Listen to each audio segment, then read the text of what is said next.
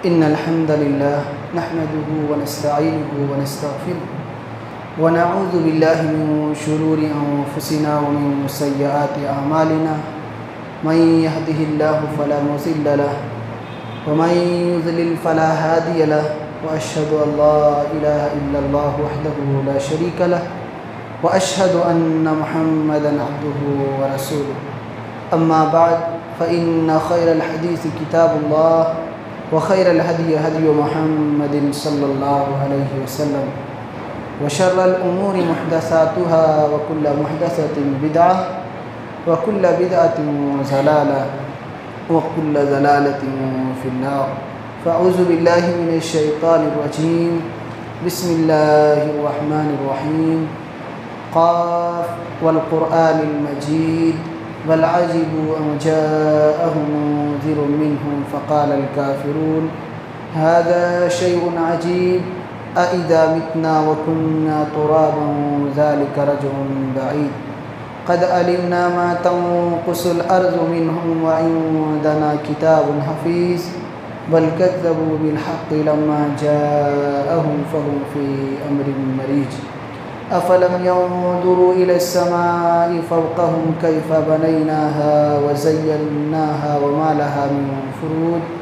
والأرض مددناها وألقينا فيها رواسي وأنبتنا فيها من كل زوج بهيج تبصرة وذكرى لكل عبد منيب ونزلنا من السماء ماء مباركا فأنبتنا به جنات وحب الحصيد والنخل باسقات لها طلع نضيد رزقا للعباد وأحيينا به بلدة ميتا كذلك الخروج كذبت قبلهم قوم نوح وأصحاب الرس وثمود وعاد وفرعون وإخوان لوط وأصحاب الأيكة وقوم تبع كل كذب الرسل فحق وعيد أفعينا بالخلق الأول بل هم في لبس من خلق جديد وقال الله تبارك وتعالى في مقام آخر شهر رمضان الذي أنزل فيه القرآن هدى للناس وبينات من الهدى والفرقان فمن شهد منكم الشهر فليصم حاضرین کرام، تمام قسم کی تعریف، توصیف، کبریائی و بڑائی اس اللہ رب العالمین کے لیے لائق اور زیبا ہے جس نے ہم سب کو اس روئے زمین کے اندر پیدا فرمایا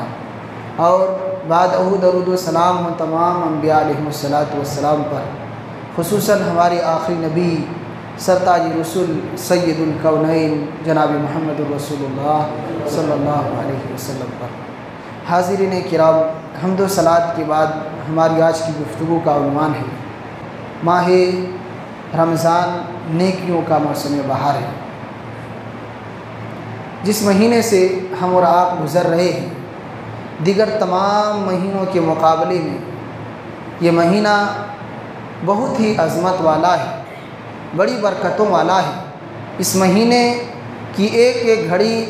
سعادتوں سے اور برکتوں سے پر ہے، اور ہماری شریعت کے اندر اس مہینے کا ایک امتیازی مقام اور شان اللہ رب العالمین کی نگاہ میں حاصل ہے۔ یہ ماہ رمضان وہ مہینہ ہے جس کے روزے کو اللہ تعالیٰ نے ہم پر فرض کیا ہے، جس کے روزے کو ہم پر فرض کیا ہے، جس کو رکھنا ہمارے لیے لازم اور ضروری ہے۔ تو یہ ان مہینوں میں سے ایک ہے جن کو اللہ تعالیٰ نے خصوصی درجہ دیا۔ اللہ تعالیٰ نے اس مہینے کے روزے کو ہم پر فرض کیا ہے اور اس کا مقصد بتایا ہے کہ ہم اس سے انسانوں کے اندر تقویٰ پیدا کرنا چاہتے ہیں۔ یہ رمضان کا مہینہ وہ مہینہ ہے جس کے روزے اسلام کے بنیادی ارکانوں میں سے ایک رکن ہے۔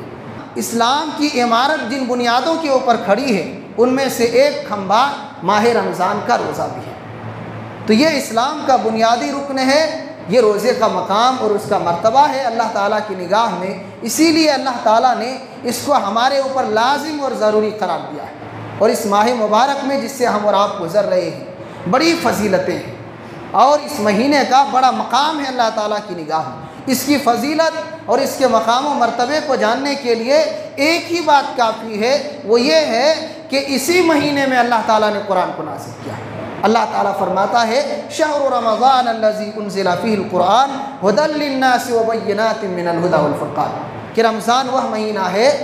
جس میں ہم نے قرآن مقدس کو نازل کیا ہے، وہ قرآن جس میں لوگوں کے لیے ہدایت ہے، وہ قرآن جو حق و باطل کے درمیان فرق کرنے والی دلیلیں اپنے اندر رکھتا ہے، وہ قرآن جس میں انسانیت کے لیے صبح قیامت تک جتنے انسان اس کائنات کے اندر آنے والے ہیں سارے لوگوں کے لیے ہدایت اور رہنمائی کا سامان ہے۔ اس مہینے میں اللہ تعالیٰ نے اس قرآن مقدس کو نازل کیا ہے، اور اللہ رب العالمین نے کہا فمن شہد منکم الشہر فلیصم، تم میں سے جو شخص بھی اس ماہ مبارک کو پائے تو وہ ٹال مٹول نہ کرے، بہانے نہ بنائے، بلکہ اس مہینے کے روزے رکھے۔ اس ماہ مبارک کے روزے اللہ رب العالمین نے رکھنے کا ہمیں حکم دیا ہے، اور یہ وہ مہینہ ہے جس میں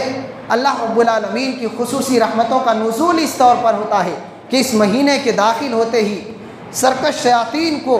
اور سرکش جنوں کو اللہ رب العالمین زنجیروں میں جکڑ دیتے ہیں۔ سنن ترمذی وغیرہ کی روایت ہے، اللہ کے نبی صلی اللہ علیہ وسلم فرماتے ہیں اذا كانت اول لیلۃ من شہر رمضان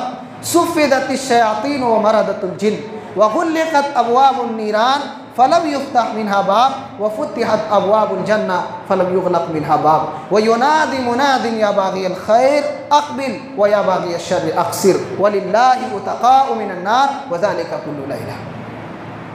اللہ کے نبی صلی اللہ علیہ وسلم فرماتے ہیں کہ جب رمضان کی پہلی رات ہوتی ہے تو اسی رات سے اللہ تعالیٰ جنوں کو بھی اور شیطانوں کو بھی بیڑیوں میں جکڑ دیتا ہے، اور جہنم کے سارے دروازوں کو بند کر دیتا ہے، اور جنت کے 8 دروازوں کو اللہ کھول دیتا ہے، اور اس پر بھی ایک مزید انعام اللہ رب العالمین کا یہ ندا لگاتا ہے یا باغی الخیر اقبل، اے نیکیوں کے طلبگاروں، نیکیوں کے چاہنے والوں، اچھائی کو طلب کرنے والوں، آؤ آگے بڑھو، یہ تمہارا مہینہ ہے، یہ تمہارے استقبال کے لیے ہے، یہ تمہارے نیکیوں کی قدر کرنے والا مہینہ ہے، اس لیے آؤ آگے بڑھو، مزید نیکیاں کر لو، مزید اچھائیاں کر لو، اور اپنے دامن کو نیکیوں سے مالا مال کر لو۔ اور اے شر کو چاہنے والے، اے برائیوں کے طلبگار، اے گناہوں کے پسند کرنے والے، جا تو پیچھے ہٹ، تجھے ضرورت نہیں ہے اس مہینے میں، تو پیچھے جا، یہ نیکیوں کا مہینہ ہے، اچھائیوں کا مہینہ ہے، اچھے کام کرنے والے لوگوں کا مہینہ ہے کہ وہ آگے بڑھیں، اور جو برائی کو چاہنے والے ہیں ان کی حاجت نہیں ہے اس مہینے میں وہ پیچھے جائے۔ اللہ کے نبی صلی اللہ علیہ وسلم فرماتے ہیں کہ ہر رات اللہ تعالیٰ اس مہینے میں اپنے بندوں کو جہنم سے آزاد کرتا ہے، اپنے بندوں کو جہنم سے آزاد کرتا ہے۔ تو یہ ایسا مہینہ ہے جس میں اللہ تعالیٰ خصوصی طور پر اپنے بندوں کو ندا لگاتا ہے، اپنے بندوں کو پکارتا ہے کہ میرے بندوں اگر نیکی چاہیے، اچھائی چاہیے، بھلائی چاہیے، سعادت چاہیے، جنت چاہیے، کامیابی چاہیے، تو یہ مہینہ کامیابی کا مہینہ ہے، یہ مہینہ جنت کو حاصل کرنے کا مہینہ ہے، یہ مہینہ نیکیوں کو بٹورنے کا مہینہ ہے۔ آؤ آگے بڑھو، آؤ زیادہ سے زیادہ نیکی کر کے اپنے دامن کو نیکیوں سے بھر لو،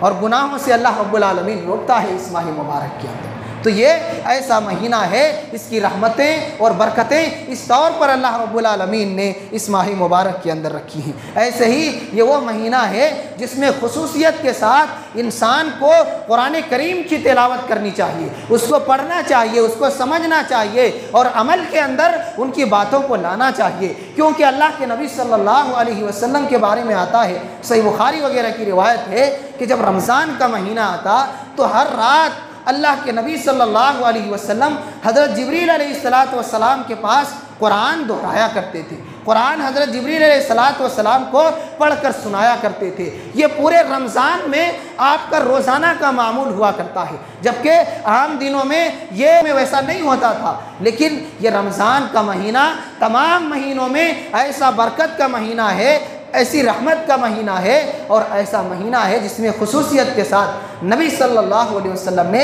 قرآن کے ساتھ اپنے تعلقات کو جوڑا ہے، اور امت کو تعلیم دی ہے کہ دیگر چیزوں کے مقابلے میں دیگر عبادتوں کے ساتھ ساتھ خصوصیت کے ساتھ اس ماہ مبارک میں اپنا تعلق قرآن کریم کے ساتھ جوڑو، کثرت کے ساتھ اس کی تلاوت کرو، اس سے دل لگاؤ، وقت زیادہ سے زیادہ قرآن کریم کو دو اور اللہ تعالیٰ کے کلام کو پڑھو، سمجھو اور اس پر عمل کرنے کی کوشش کرو۔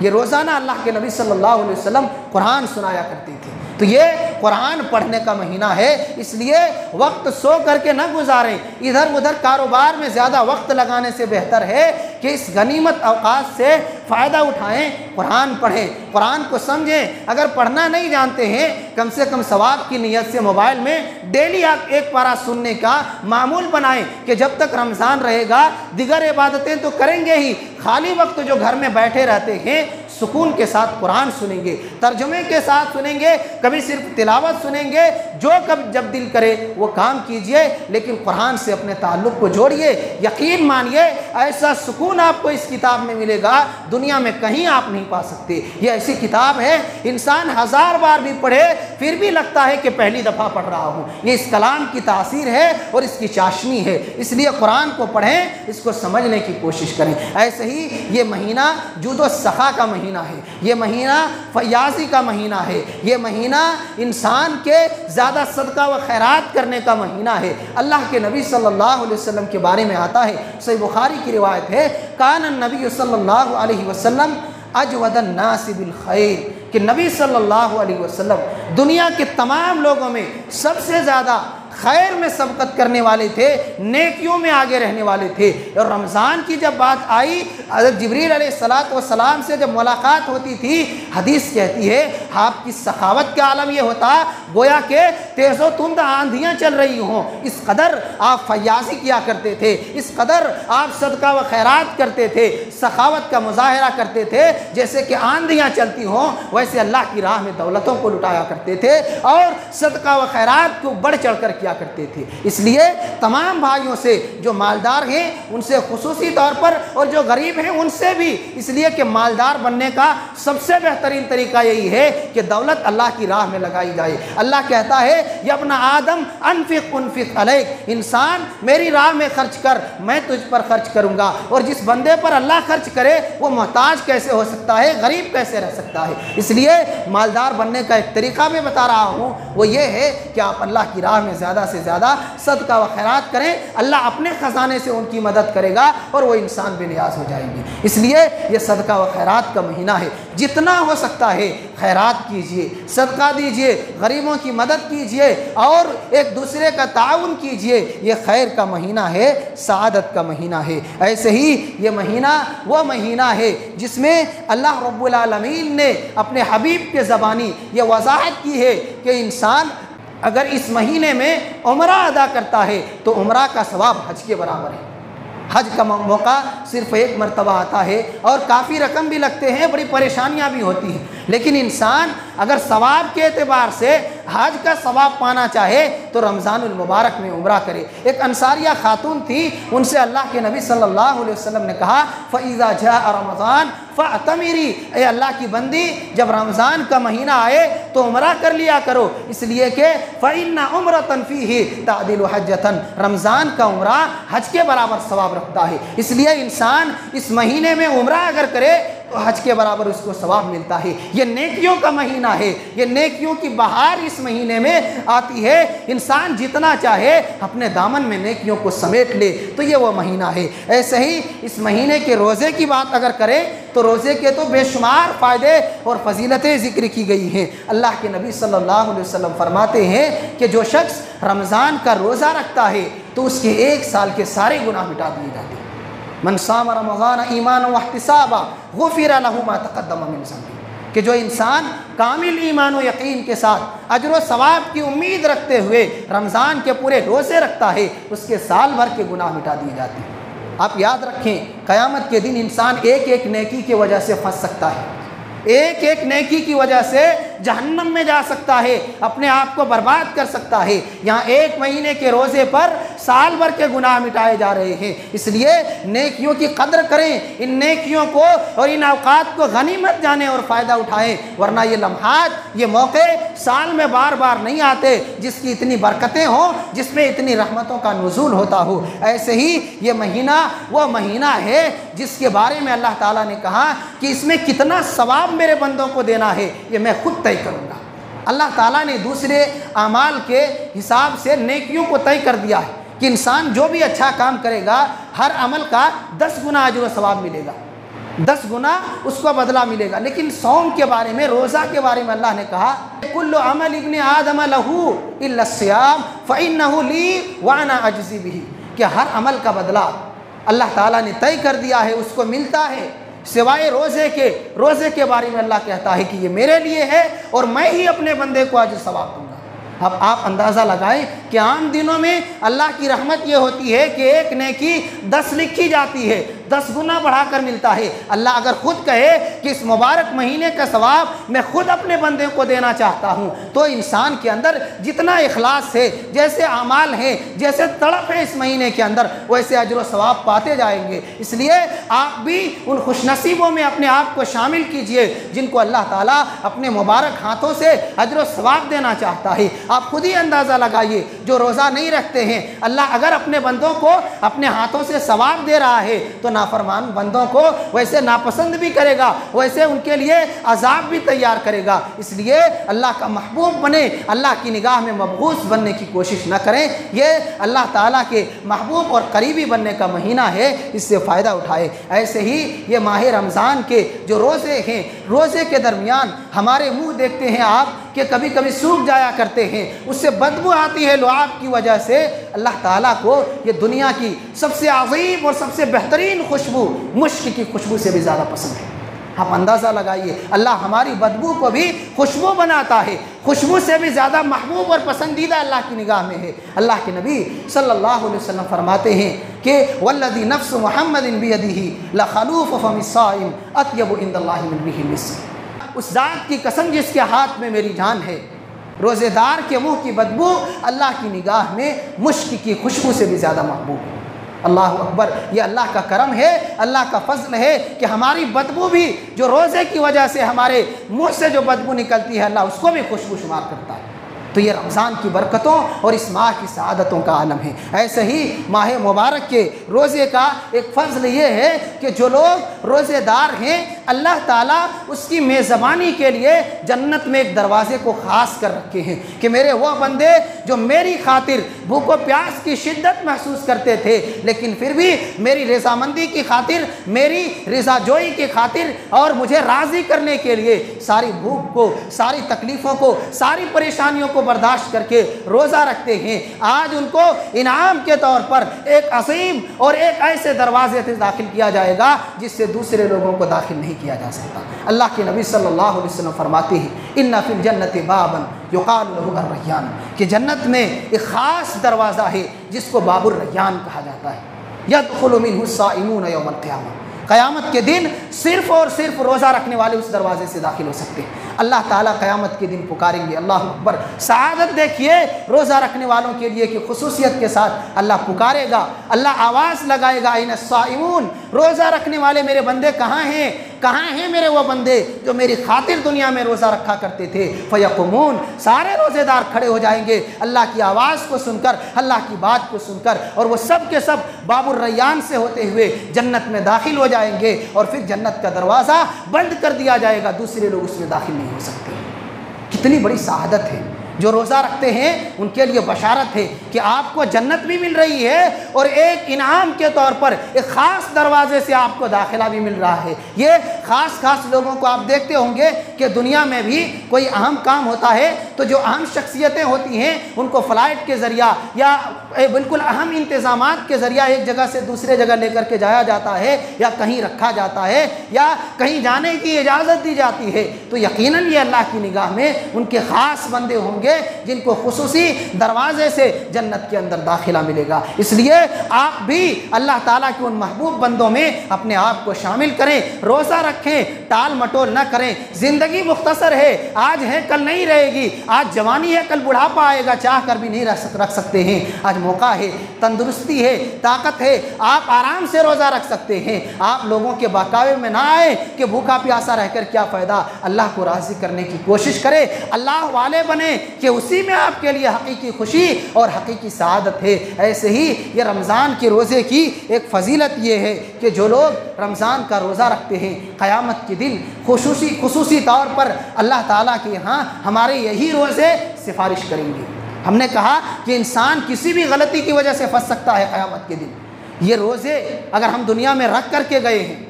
تو روزہ بھی ہماری نجات کے لیے ہمیں جنت میں لے جانے کے لیے سفارش کرے گا۔ اللہ کے نبی صلی اللہ علیہ وسلم فرماتے ہیں الصیام والقرآن یشفعان للعبد یوم القیامہ، کہ روزہ بھی اور قرآن بھی یہ دونوں اللہ کے یہاں سفارش کریں گے، اللہ تعالیٰ سے گزارش کریں گے، ان سے اللہ رب العالمین کے سامنے وہ روزے دار بندے یا قرآن پڑھنے والوں بندے کے حق میں سفارش کریں گے۔ روزہ کہے گا کہ اللہ منعتہ الطعام والشہوہ، اللہ میں نے ان کو کھانے پینے سے روکے رکھا، میں نے جائز خواہشات کی اور جائز خواہشات کی تکمیل سے ان کو روزے روکے رکھا، یہ سب کچھ کر سکتا تھا لیکن میری وجہ سے ساری چیزوں سے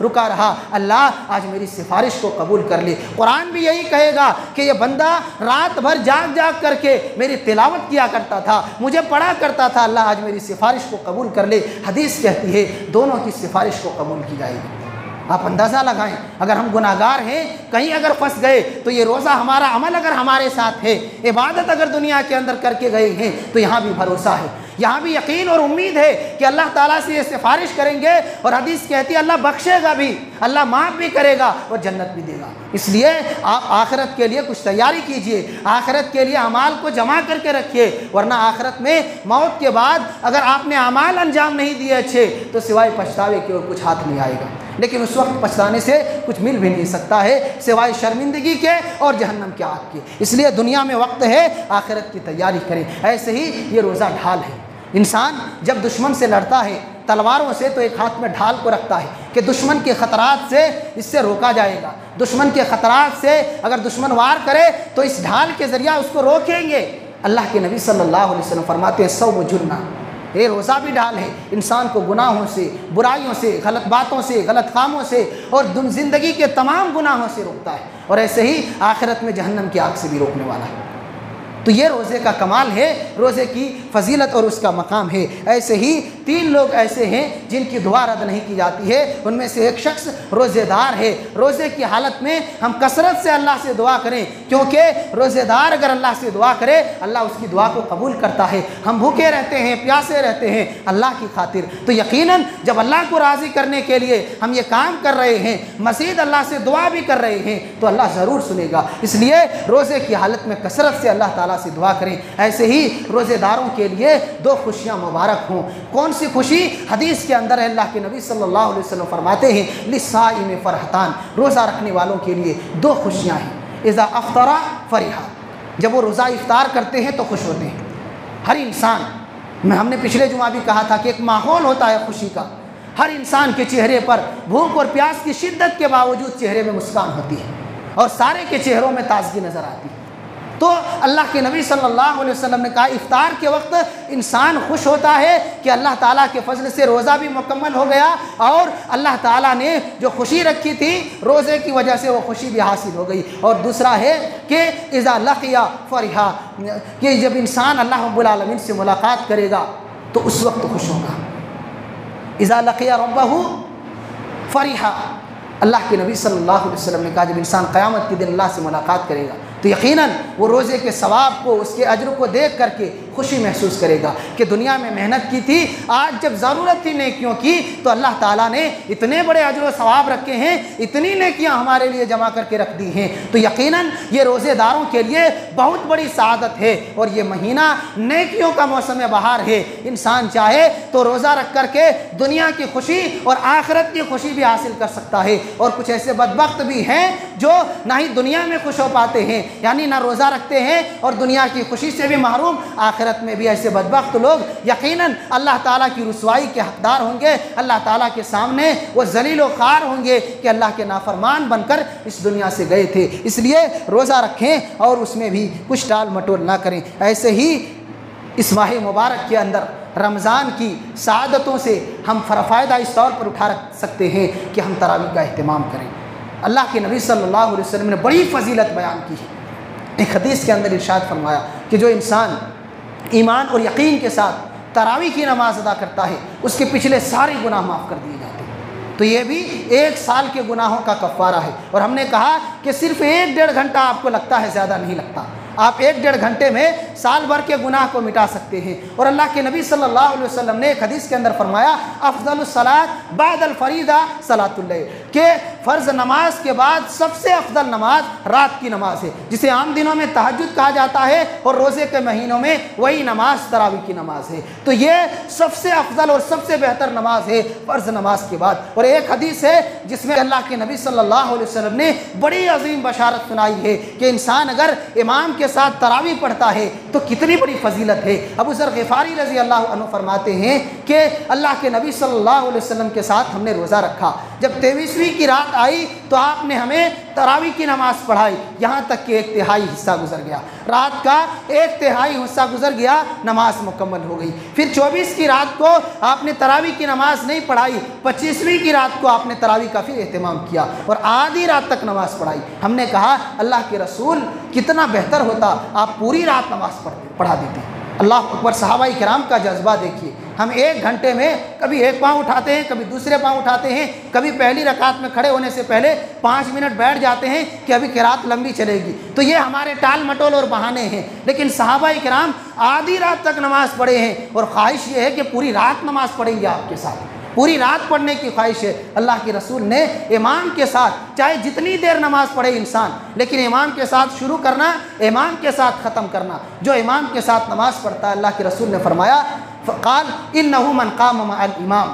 حتى ينصرف كتب له قيام الليل، کہ جو انسان قیام اللیل کرتا ہے، تراویح کی نماز امام کے ساتھ پڑھتا ہے، یہاں تک کہ امام نماز مکمل کر دے تو اس کو رات بھر نماز پڑھنے کا ثواب ملتا ہے۔ رات بھر تراویح پڑھنے کا ثواب ملے گا صرف 1 سے 1.5 گھنٹے میں۔ آپ سو جائیں گے، ہم نے کہا کہ آپ سو جائیں گے، آپ گھر میں اطمینان کے ساتھ بستر میں سوئے ہوئے ہیں، لیکن رات بھر اللہ تعالیٰ کے یہاں آپ کو عبادت میں شمار کیا جائے گا۔ وہ سونا بھی آپ کے لیے عبادت ہو جائے گا، وہ آپ کے گھر میں بیٹھ کر باتیں کرنا، کھانا پینا سب عبادت میں، پوری رات کی عبادت میں شمار کی جائے گی۔ اس لیے 1 گھنٹہ کی قربانی دیجیے، رات بھر عبادت کا ثواب لیجیے۔